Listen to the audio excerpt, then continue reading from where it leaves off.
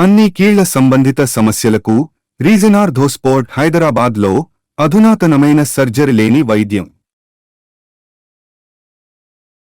తెలంగాణ కాంగ్రెస్లో ఆమె లేని లోటు కనబడుతోందా? ఆమెకి ఇంపార్టెంట్ కల్పించాల్సిన టైం వచ్చేసిందా? రాజకీయ పరిస్థితులు సమయం లేదు మిత్రమా అంటున్నాయా? పీసీసీ కమిటీల్లో ఆమెకు స్థానం దక్కకుంటే అంత గందరగోళమేనా? ఇంతకీ ఎవరామె? Let's watch. తెలంగాణ కాంగ్రెస్లో మహిళల ప్రాతినిధ్యం తక్కువే. కానీ నియోజకవర్గాల పెంపు, మహిళా రిజర్వేషన్ అమలు లాంటి అంశాలు ముందు ఉన్నాయి. ఆ అవకాశాలను పార్టీ మహిళలు పరిపూర్ణంగా అందిపుచ్చుకునే పరిస్థితి తెలంగాణ కాంగ్రెస్లో లేదన్న చర్చ మొదలైంది పార్టీ వర్గాల్లో.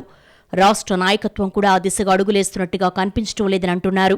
ప్రస్తుతం పార్టీలో పదవుల పంపకానికి సంబంధించిన కసరత్తు మొదలైంది. అందులో భాగంగానే సామాజిక మహిళా సమీకరణాల లెక్కలేస్తున్నారు. కానీ మహిళా కోటాలో పదవులు ఎవరెవరికివ్వాలని చర్చ వచ్చినప్పుడు క్వశ్చన్ మార్క్ ఫేసులు పెడుతున్నారట పార్టీ పెద్దలు. సామాజిక సమీకరణాల పరంగా చూసుకున్నా బలమైన మహిళా నేతలు కనిపించడం లేదంటున్నాయి కాంగ్రెస్ వర్గాలు. అధికారంలోకి వచ్చి ఏడాది గడిచినా పార్టీ నిర్మాణం, సామాజిక వర్గాల వారీగా నాయకత్వాన్ని బలోపేతం చేసే దిశగా దృష్టి సారించడం లేదన్న అభిప్రాయం ఉంది. ఇక ప్రస్తుతం పీసీసీ పదవుల భర్తీకి కసరత్తు మొదలైంది. అందులో భాగంగా ప్రధానంగా వర్కింగ్ ప్రెసిడెంట్స్ నియామకం మీదే చర్చ నడుస్తోంది.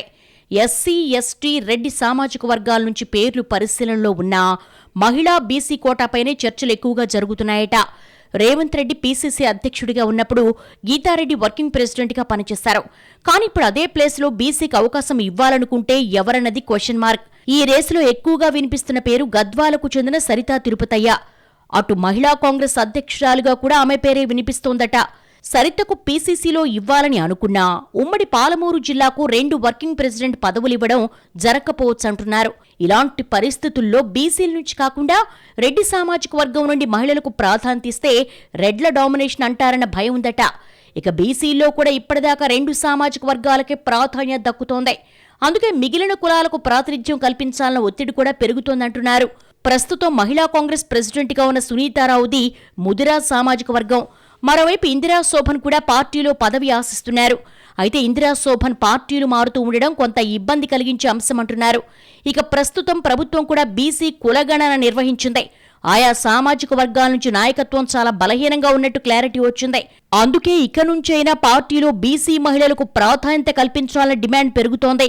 పీసీసీ కమిటీల కూర్పు క్రమంలో ఔత్సాహికులు, కొత్త ముఖాలు తెరమీదకు తీసుకొస్తారా, ఏదో అలా ఉన్నవాళ్లతోనే లాగించేద్దాం అనుకుంటారా అన్నది చూడాలంటున్నారు పొలిటికల్ పరిశీలకులు.